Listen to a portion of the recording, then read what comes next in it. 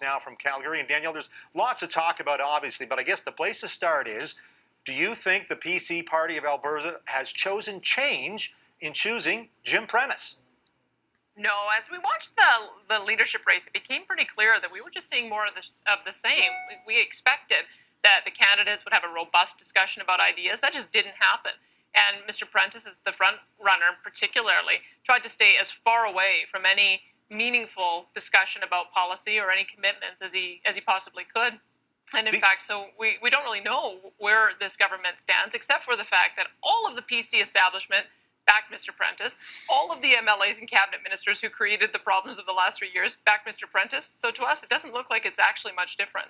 He was, I mean, Prentice sold himself as an outsider, but he's the most inside outsider you could probably have. And actually, that brings up a point. Prentice has been around Alberta politics, provincial and federal, for a long time, obviously as an MP. And because it's kind of a small world, I'm sure the PCs are going to have on tape or in print at one point. You spoke admiringly of Jim Prentice, of course, well before he was running for the PCs. Let me ask you about Prentice the individual. I mean, a lot of people said he was too much of a gentleman to get mucked up in this kind of politics.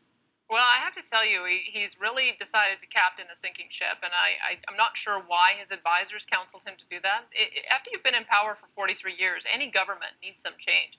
And I'm surprised that he decided to leave whatever his aspirations might have been at the federal level. And I gather that he is being talked about as a potential future prime minister. I don't know why it is he would decide to come back to Alberta and try to take on this monumental task of an incredibly damaged party that is so eroded in the trust of Albertans, and try to think that he could turn that around. But I guess we'll have to see what he comes up with when he does surface next week to show his new cabinet and talk about some of his policy ideas. One of the phrases, I was in Edmonton, of course, on Saturday night, and as I watched Prentice's speech, one of the phrases I underlined went along this way. He said, eventually there will be a general election. Of course, he might have said, in 2016, there will be a general election. But he said, eventually there will be a general election. You know, I'm wondering, and I don't know if I'm reading too much into that, but I'm wondering if that is, in the back of his mind, he may have an election before the fixed election date in 2016. It could come in the spring. Might even come in this fall. I'm assuming you guys are fundraising, candidate selecting, getting ready to go in case he pulls the trigger sooner.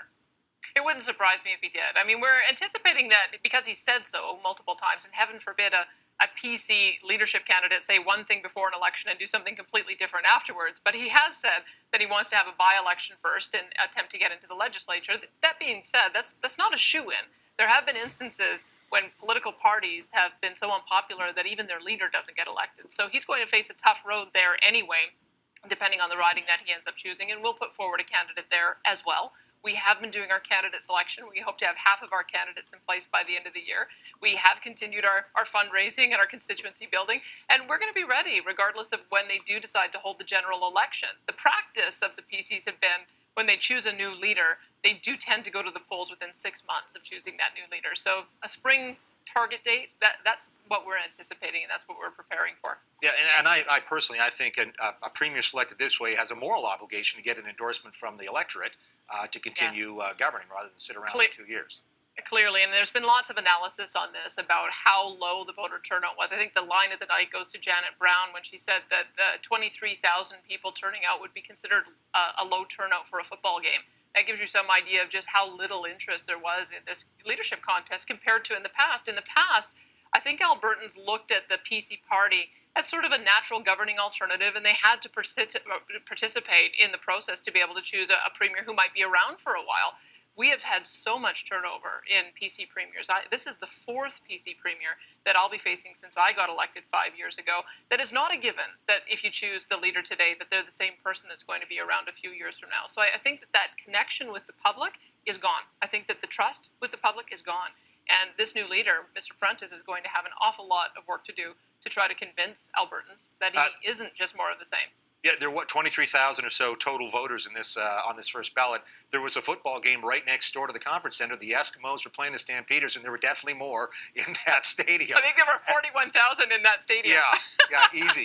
Now, listen, last question then. I'm curious about, at this point, if there was an election right now, the ballot question in your view. Is it ethics? Is it government spending or something else? What do you think would be the ballot question for Albertans if there was to be a general election? I think it comes down to the question of entitlement. Which is the party that you really believe is going to give you honest, ethical, competent government? And I have to tell you, it's not the PCs. They have a record of failure over the past 3 years. And Mr. Prentice has to try to build a cabinet with the people who've created all of the problems that we're facing today. So if that's going to be the ballot question, I think that the PCs are not going to turn out well in a vote on that. Danielle Smith is the leader of the official opposition in Alberta, leader of the Wild Rose Party. Thank you so much for taking the time.